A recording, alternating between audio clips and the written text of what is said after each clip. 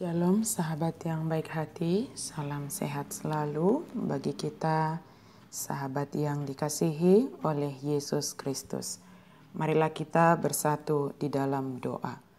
Kasih karunia dan damai sejahtera dari Allah Bapa dan dari anaknya Tuhan Yesus Kristus kiranya menyertai kamu sekalian.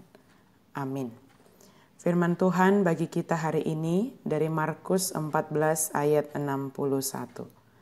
Tetapi ia tetap diam dan tidak menjawab apa-apa. Imam besar itu bertanya kepadanya sekali lagi. Katanya, "Apakah engkau Mesias, anak dari yang terpuji? Alai mau homdo anggo Jesus dang agia aha dia lusi. Gabe disukun situani malimi ibana muse. Didokma, beha Kristus doho anak nesi pujioni. Apakah engkau Mesias?" Jika kita memperhatikan seluruh pelayanan Tuhan Yesus melalui kitab Injil, kita dapat menemukan berbagai metode yang ditunjukkan oleh Yesus.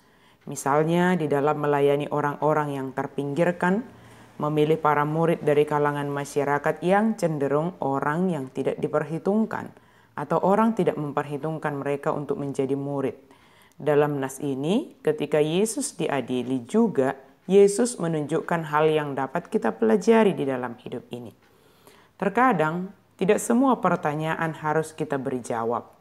Atau jika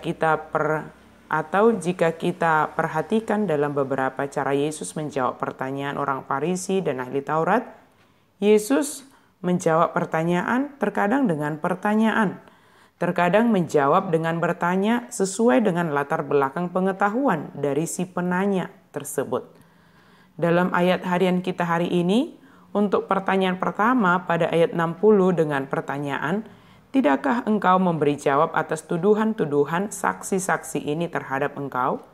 Yesus tidak menjawab apapun, karena pertanyaan itu didasarkan pada keterangan yang mengacaukan dan tidak benar. Sebab belum ada yang berani menyaksikan kesalahan dari yang telah dilakukan Tuhan Yesus adalah suatu kesalahan. Terkadang kita juga demikian. Sering ketika posisi kita disudutkan dalam suatu permasalahan, cara berpikir kita bisa menjadi tertekan dan kita menjawab pertanyaan mengikuti kemauan dari si penanya tanpa memikirkan secara logis bahwa pertanyaan itu justru memojokkan diri kita sendiri. Diperlukan ketenangan dalam mencerna suatu pertanyaan supaya dapat memberi jawab dengan baik dan benar. Jika memang pertanyaan itu adalah sesuatu yang tidak perlu untuk dijawab, adalah pilihan yang terbaik untuk diam dan tidak menjawab seperti yang dilakukan oleh Yesus dalam merespon pertanyaan yang pertama. Adalah lebih bijaksana tidak menjawab daripada berusaha menjelaskan tuduhan yang tidak benar. Tetapi untuk pertanyaan yang kedua, Yesus memberi jawab kepada mereka yang walau jawaban Yesus itu mereka pahami sebagai ungkapan menghujat Allah. Pertanyaannya adalah, apakah engkau Mesias, anak dari yang terpuji? Isi pertanyaan ini adalah menyangkut pengenalan akan Yesus sebagai Mesias dan sebagai anak Allah.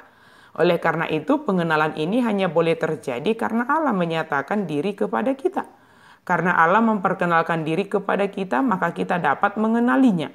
Walau pertanyaan ini juga adalah pertanyaan yang ingin menjebak Yesus, sebab tidak ada saksi yang mau bersaksi atas tindakan yang dilakukan Yesus sebagai kesalahan.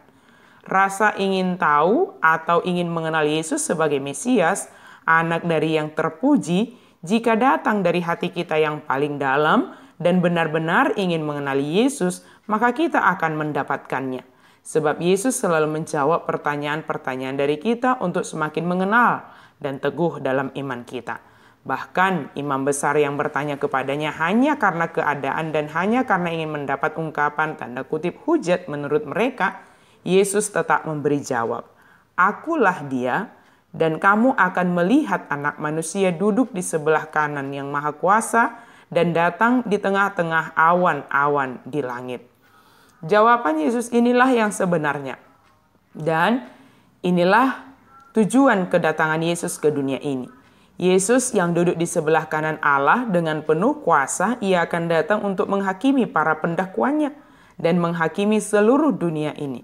Walaupun jawaban Yesus ini mereka anggap menjadi ungkapan tanda kutip hujat terhadap Allah.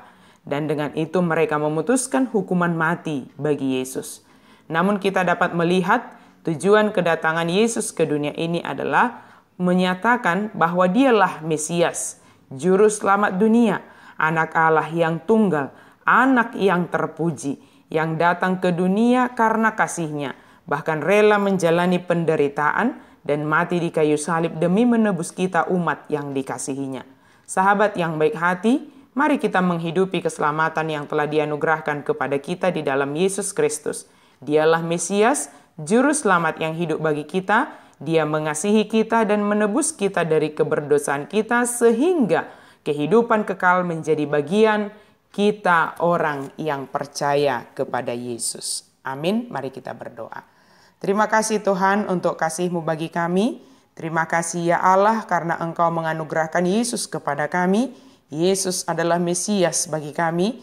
Yesus adalah Juru Selamat bagi kami. Yesus adalah segalanya di dalam kehidupan kami. Tolong kami Tuhan, supaya kami teguh di dalam iman kami kepada Yesus Kristus, sehingga dengan iman kami kepada Yesus Kristus, kami beroleh kasih karunia-Mu. Amin.